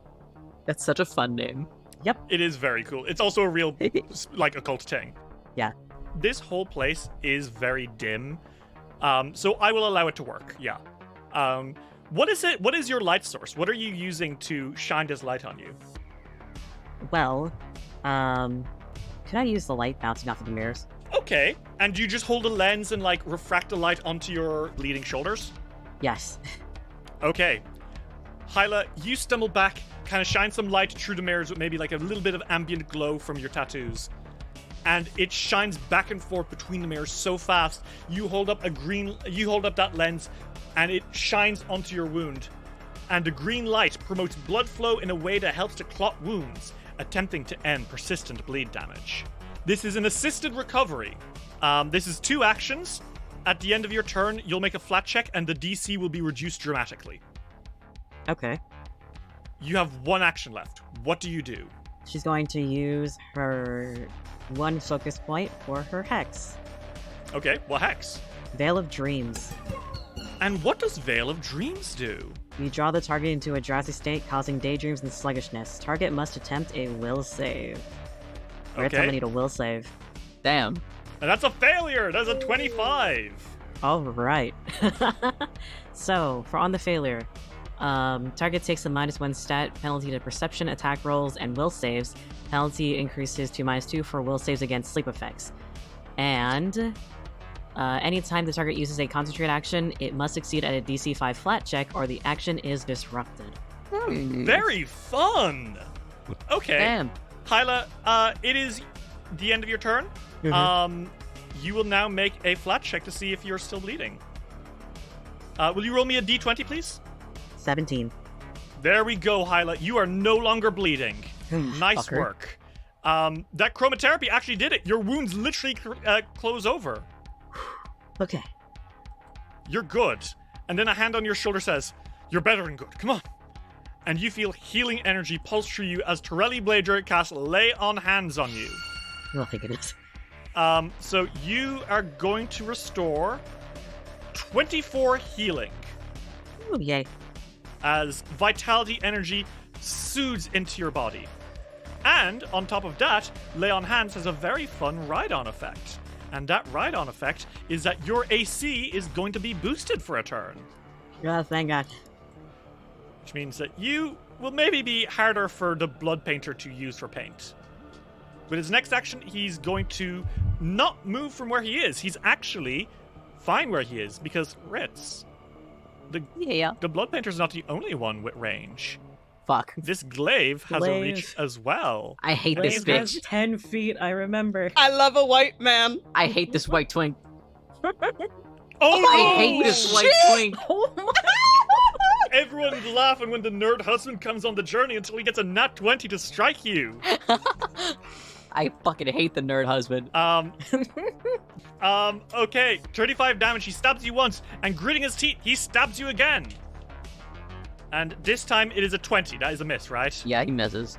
Okay, and that is going to be his turn. And then a chill goes up his back too. And a chill goes up Bleydre's back. And Blood Painter, even you feel a chill go up your back. Why am I chilling? I'm evil. It's not you. It's the mirrors. All of you as you're fighting. Your reflections in the mirrors stop fighting and turn their heads to look at all of you. And then they walk out of the mirrors. Shit. Yeah, okay. Bleydre, Hyla, Torelli, and even you, Blood Painter. 4 reflections emerge. And the first one, Bleydre, is by you, and it looks exactly like you, except it's just got this dead expression. Wow, so And different. Okay. It takes out its cane and it smacks at you. That is a 35 to hit. That's a crit, actually. That's 24 bludgeoning damage as he smacks at you with his cane. Yeah, I guess you could do that. I guess you could. The next one attacks the Blood Painter. God. A 35. That's not a crit. Yeah, that's a 35. That is a crit because you are flanked on all sides. Oh, fuck me. That's going to be 24 damage. God forbid a blood painter do anything. The next one is going to try hit you, Hyla. As this mirror changeling walks forward, reaching for you, ready to claw at your throat. And that is a 19. Miss. The last one is going to go for Torelli. And that is going to be a nat 1. Ooh. Torelli yells, and I think he kicks at the thing. And that is going to cause it to get a bad jam. It is clumsy and enfeebled too. And that is going to be their turn. They seem to be acting much slower than you guys. Next in the order is going to be the Blood Painter. This was not something you were expecting. You didn't know this would happen. You just want that beautiful painting. You don't care who you have to murder to get it. You want to inflict that curse on the world. You did not know that the mirrors were going to come to life. You have 3 actions. What do you do? Man, he's tired of Torelli. Torelli specifically earned his ire. Mm-hmm. And that's a miss, isn't it? A 23. He blocks your attack with his glaive. He's surprisingly good with it. I think he's gonna sidestep just so he isn't double flanked because that fucking sucks. Mm-hmm.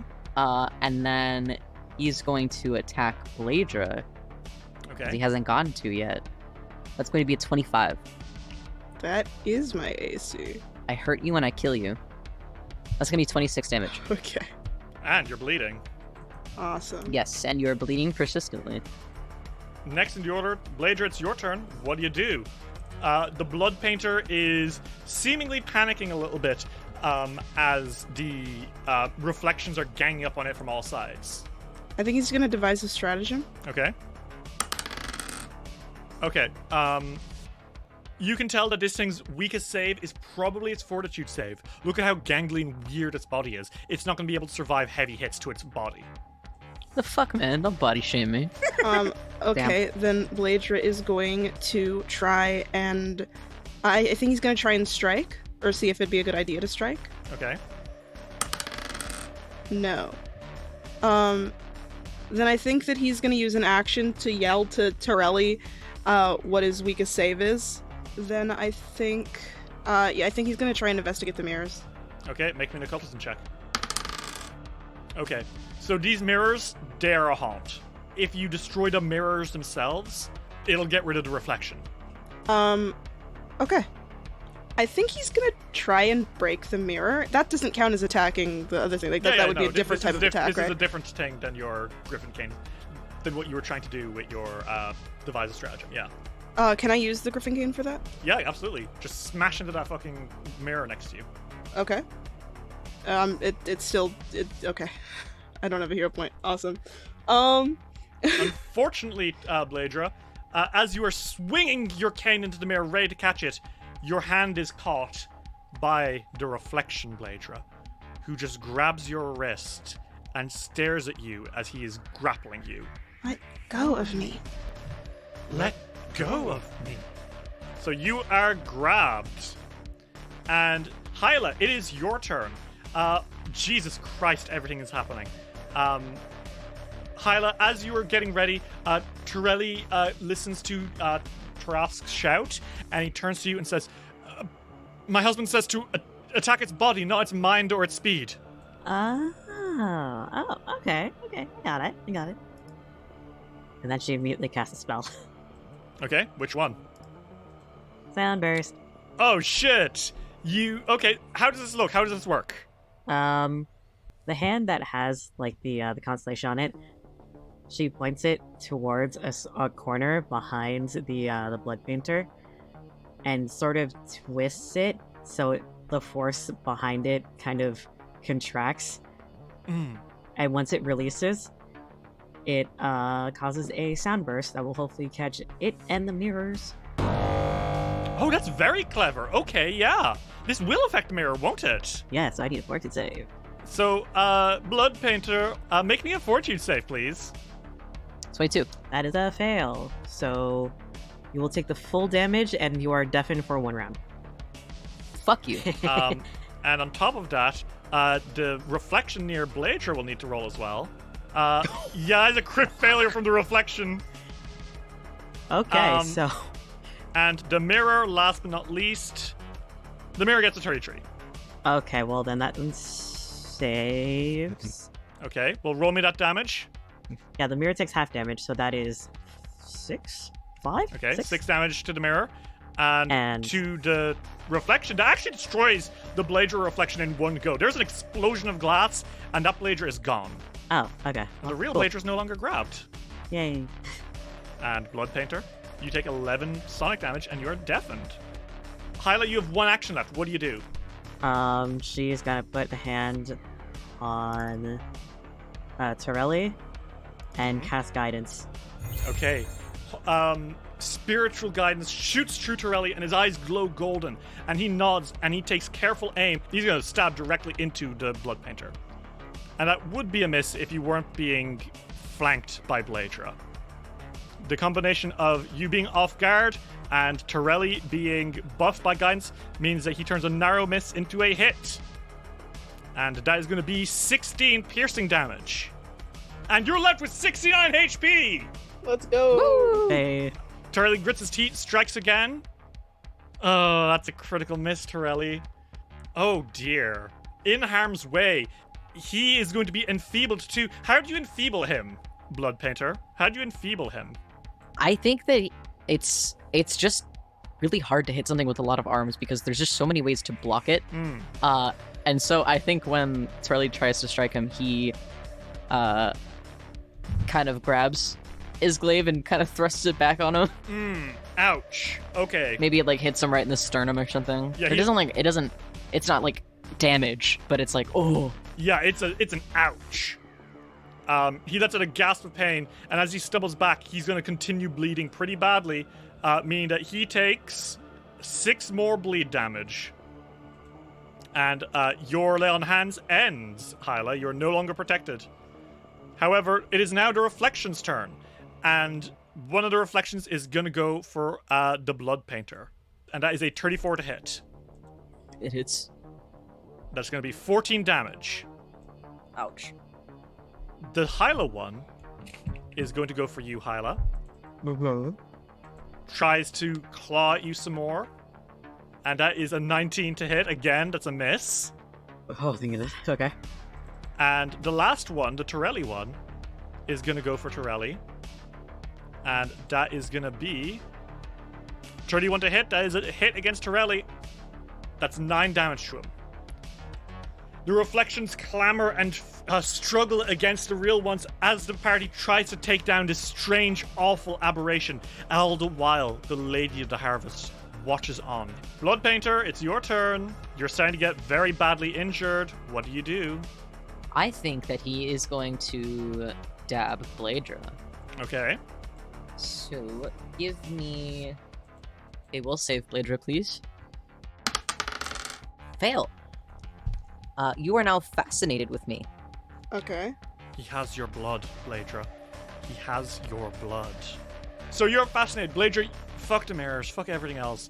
You can only look at this guy. You're completely zoned in on the Blood Painter. Okay.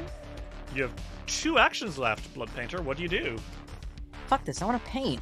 I want to use my paint action. Okay, what are you going to paint? I want to paint an illusory creature. Okay, what kind of illusory creature? Can I make another me? Oh, Jesus. You paint a second Blood Painter?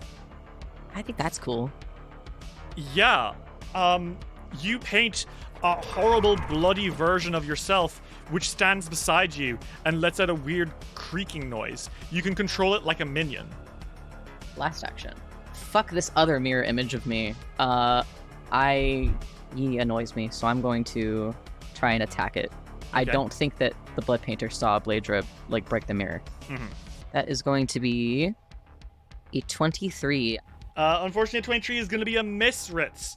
The Blood Painter, it shoots out an arm and kind of tries to hit into the reflection, but it misses. Bleydre, it is your turn. You are only able to do actions that are about the Blood Painter right now. That's fine, because I'll just devise a stratagem. Okay. Yeah, I'm afraid you literally just don't know anything about this thing. It might be able to split itself into 2, like a shadow, to make this new blood painting version of a Blood Painter into a real monster, and maybe you should be focusing it, but right now you're too fascinated on the original to really think about that too hard. Okay, I'm gonna try and attack. 30. A 30 will be a hit. 13. Okay, very nice. You slam into the Blood Painter. And then I'm going to just try and figure out as much as I can about him. Yeah, no, I'm sorry. You just, at this point, you have no idea. It's really hard to tell. I don't really have anything else I can do, so... You can smack him again. You can keep attacking. Nope. You can't trick me. You can't trick me into failing. Actually, can I change my grip to 2-hand? Yeah, sure. You can change your grip to 2-hand. Yeah, then I'll hold do that thing like a baseball bat. Is that your turn? Yeah. Okay. Hyla, it is your turn. Bleydre, you are still bleeding. Oh wait, no, you're no longer bleeding. Yay! Huzzah! Huzzah! Hyla, it is your turn. The Blood Painter is looking weaker and weaker. One good attack might be enough to knock him out, or at least leave him weak enough for Torelli to pick off. No, don't do it. Well, here's a move that I have that I have wanted to use for Hyla for a long time. Uh-huh. Moonlight Ray. Oh, shit. That's one of my faves. Okay. You're gonna kill America's favorite blood painter. I don't know if he is. I think he is. I think he's a star. Hyla, describe this to me and make me that attack roll. I think the constellation on her arm, like, glows a little bit, as well as the crystal that's around her neck. She holds out a palm, and a ray of silvery moonlight emanates from, like, a small light orb at the base of her palm. Mm-hmm. And it shoots out 32. That will be a hit. Roll me that damage. 20. 20 cold damage.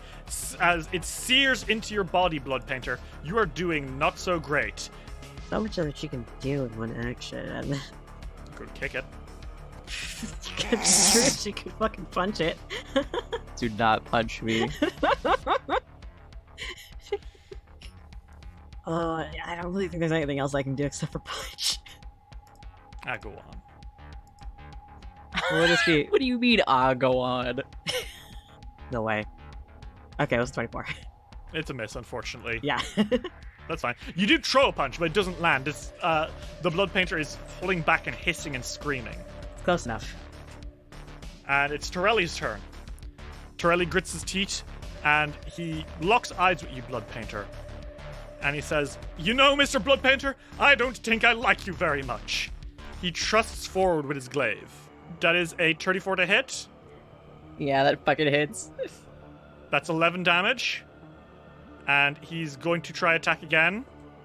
And that is a 26, which would be a miss if you weren't off guard. You meddling fucking investigator. And that's 14 more damage. Bleydre, Hyla, and Torelli, how do the three of you end up doing this? Because Bleydre, you need to distract him from being flanked. Torelli needs to obviously land the final blow, and Hyla, you open him up. How does this work? I think that Bleydre is going to try and distract him by, like, acting like he's going to throw water on his hand again. Like, trying to distract him with, like, ruining his paint again. Okay. The Blood Painter, despite itself, turns and gives its attention to you, snarling and pulling its hand back. Hyla, now's a chance to give Torelli the perfect opening. What do you do? I think she kind of restrains it as she, like, grabs one of the arms.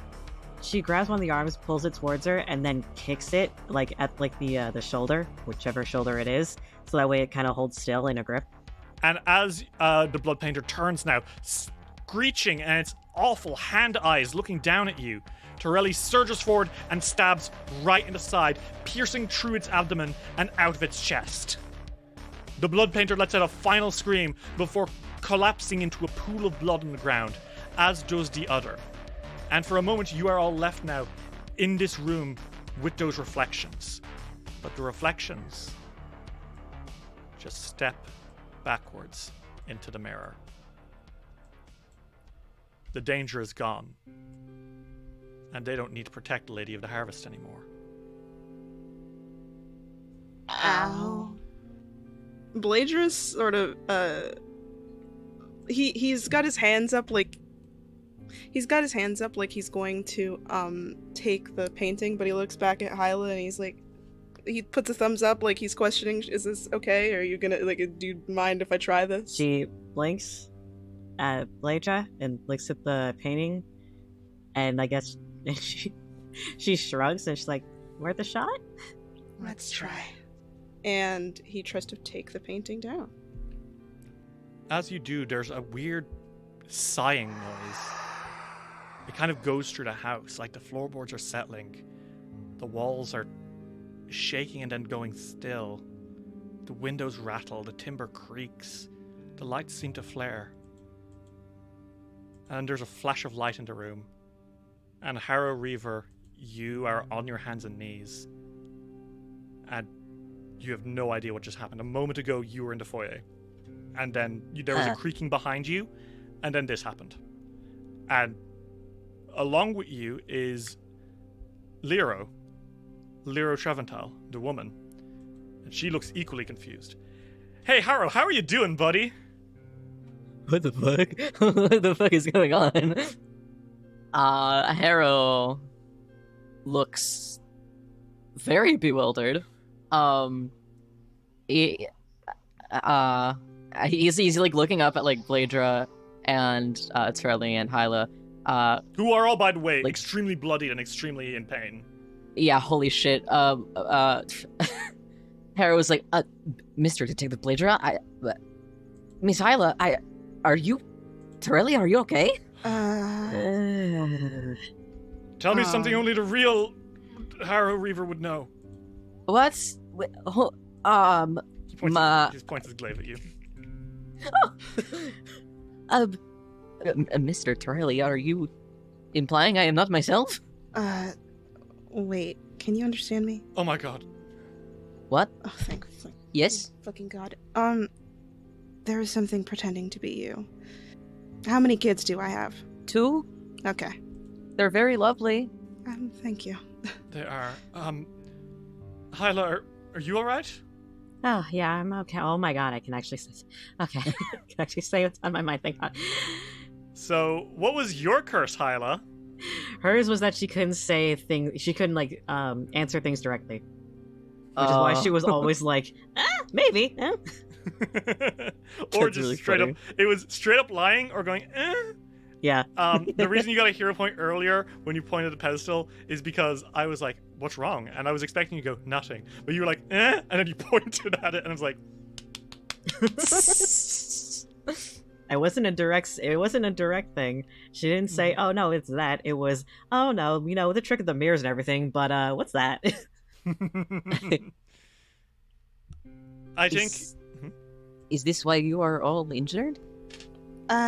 Yeah, there was a blood painter. Oh, And what is it's- that? It's like a monster that paints with blood. It's kind of straightforward, but it's big and scary, and it took And- the form of you. And has quite the unhealthy obsession with art, and has had quite the obsession with the Lady of the Harvest. How Wait, horrible. Lero, are you okay?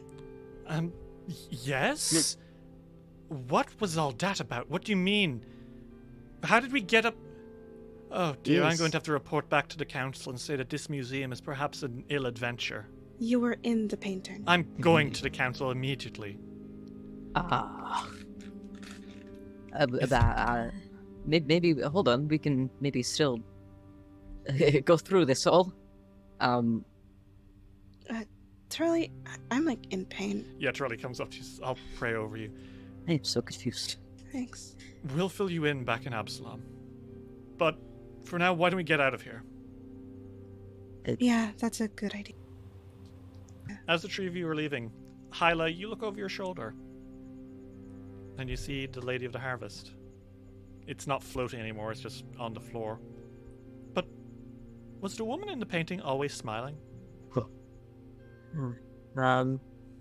I think before she leaves, Hyla like pokes at the painting to see if it does anything strange. No. Just a regular, smiling painting. Well, instead of leaving it on the floor, I think she puts it up somewhere. And then runs after the group. Ultimately, it is decided that perhaps the Ravengro Folk Museum, if it is to go forward, won't include the Lady of the Harvest. It's strange. Why did she take Harrow? Perhaps that thing that was creaking behind him meant him harm before it took his position. It withdrew as soon as the blood painter was gone, and the mirrors left with it. Maybe it was just protecting its own home. Protecting the family of ghosts that live there.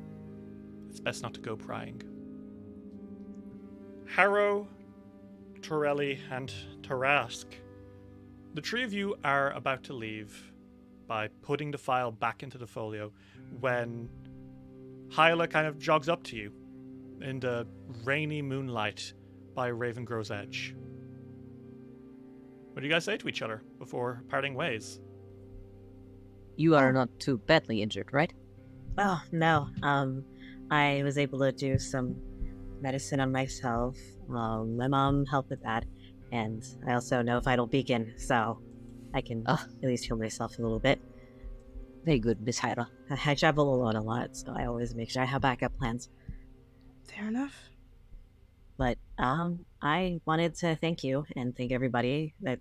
Thank you and thank you in behalf of everyone in Ravengro. It's really not a problem. Most of that thanks belongs to Mr. and Mr. Bleydre. Oh. And you as well. Well, I was mostly the adventurer that was supposed to do this job alone. Can you imagine how that would have gone if you had been alone? That's another thing. Now that I mention it, we mention it. I don't know if I would have left if you guys didn't pop up mysteriously with your little archives. I'm glad we were able to show up on your doorstep then. Mm-hmm. So, where are you guys headed next? You know? Well, back home. Hopefully. And then probably through another file. If you're ever in Absalom, I have an office in the puddles. It's Bleydre. It's Detective Bleydre, private investigator. It's not hard to find me. Noted. And if you guys are ever around Ustalav again or around the Ravengro area, I'm sometimes here, but I'm also trying to figure out research magic stuff. So. That's fair enough. Whenever I go back home, I will check if you're around. Sure. And you said you're only 110 over, right? Yes. Maybe I'll visit. Are you sure? Please do. Well, you say you're a traveler, right? Yes. And traveler, wanderer. Sometimes I join group to group, but it's always been just me. It was a lot of my focus has been on my magic. That's fair. I was pretty solitary until more recently. It is weird that this is the second group that I have been in, but if you want to go to Absalom now, I think that the file could take you through. It acts kind of weird. And, I mean... She immediately perks up and her eyes are sparkling from under her hood since it's raining. She says, "Really?" Yeah. Why don't we take you to dinner, too? It'll be on me. Okay, give me, what, do I have to pack? I'm pretty sure I have to pack. I have bags, actually. You should probably grab things that you'd need. Right, I don't yes. mind staying here, right? Right, for a yeah, little bit. I should probably tell my parents. Do you guys want to meet my parents? Sure. Sure. I'm awesome. Yeah, why around not? parents. They're I love nice. parents. They're My very parents nice. like you. What? No, actually, no. It's a funny story with me. Don't worry. I am not. I'm not surprised by. I'm not shocked by any strange parental stories. Yeah, well, that's fair. Well, long story short, as you may know, I am a changeling, so my mother is a hag, night hag. So, the father at my home is my actual father. He survived. He's fine. Okay. And he remarried and has very lovely kids. It is wonderful. I am definitely down to meet your family before we go. I'd hate to whisk you away without letting him know where you're going. Oh, it's wonderful. He definitely loves adventures. He was an adventurer himself, by the way. We should walk and talk, actually. I don't want to keep you guys in the rain. Let's go. That's fair. I'm used to the rain, so don't worry. Oh, yeah, you get used to it, especially when you live here. But anyway. It floods every day where my office is. I am quite wet. so sorry. Nah, it's fine. Do you have foundation at your offices? Oh, I thought you meant makeup, and I was like, it's blue. I don't think that'd fit you. The building foundation. We've done some renovations. It's not great though. Well, Hyla, Tarask, Torelli, and Harrow-Reaver. The four of you go to meet Hyla's parents. You have a lovely meal with them, discuss future adventures, and then you're whisked away back to Absalom by the files using the method that, Bleydre, you have dubbed the Somnambulist's Bridge. The next time you go on an adventure through the files in the Dark Archive, you will do so as a party of 3, not 2. And who knows when next you'll see stories of time travel, cults, pacts with otherworldly beings, and far stranger things. But when you do see them, you won't be alone.